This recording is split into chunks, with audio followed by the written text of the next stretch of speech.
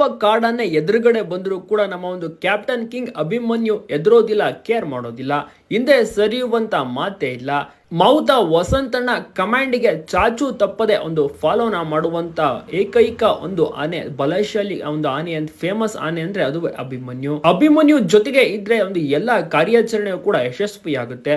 Doctors ಏನಾದ್ರು ಅವನ ಮೇಲೆ ಕೂತಿದ್ರೆ ಅವರ ಒಂದು ಪ್ರಾಣಕ್ಕೆ ಲೈಫ್ ಗ್ಯಾರಂಟಿ ಅಂತ ಹೇಳ್ಬೋದು, ವಾಪಸ್ ಬರ್ತಾರೆ ಅಂತ ಸಾಕಷ್ಟು ಡಾಕ್ಟರ್ಸ್ ಗಳು ಅದೇ ಒಂದು ಮಾತನ್ನ ಹೇಳ್ತಾರೆ. ಎಂತೆಂತ ಕಾಡಾನೆಗಳನ್ನೆಲ್ಲ ಹಿಡಿದಿದ್ದಾನೆ ಅಭಿಮನ್ಯು, ಅಂತದ್ರಲ್ಲಿ ಒಂದು ಕರಡಿ ಕಾಡಾನೆ ಯಾವ ಲೆಕ್ಕ, ಸಣ್ಣದಾಗಿರುವಂತ ದಂತ ಬೇರೆ, ಒಂದೇ ಏಟಿನಲ್ಲಿ ಮಲಗಿಸ್ತಾನೆ ಅಭಿಮನ್ಯು. ಆದ್ರೆ ಅದಕ್ಕೆ ಕಾಲಾವಕಾಶಗಳು ಬೇಕು, ಏಕ್ದಮ್ ಒಂದು ಕಾರ್ಯಾಚರಣೆಗೆ ಹೋಗಕ್ಕಾಗಲ್ಲ, ತುಂಬಾನೇ ಪ್ಲಾನಿಂಗ್ ಪ್ರಿಪರೇಷನ್ ಮಾಡ್ಕೋಬೇಕು, ಮೊದಲದಲ್ಲಿ ಬೇರೆ ಉಂಟು.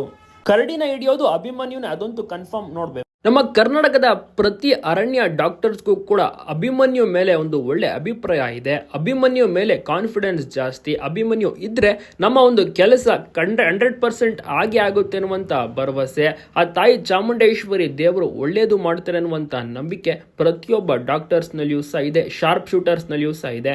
ಅದಕ್ಕೆ ಪ್ರತಿಯೊಬ್ಬರು ಕೂಡ ಅಭಿಮನ್ಯುನ ಅಷ್ಟು ನಂಬಿರೋದು. ಅರ್ಜುನನಂತೆ ಅಭಿಮನ್ಯು ಕೂಡ ಒಂದು ಧೈರ್ಯಶಾಲಿ, ಅವನ ಒಂದು ಪರಾಕ್ರಮ ಸಾಕಷ್ಟು ಜನರಿಗೆ ಗೊತ್ತಿದೆ, ಲೈವ್ ಆಗಿ ನೋಡಿದಂತ ಜನರಿಗೆ ಗೊತ್ತಿದೆ, ಹೇಳಿದಂತ ಮಾತು ಎಲ್ಲವನ್ನೂ ಕೂಡ ಚಾಚು ತಪ್ಪದೆ ಕೇಳ್ತಾನೆ ಅಭಿಮನ್ಯು.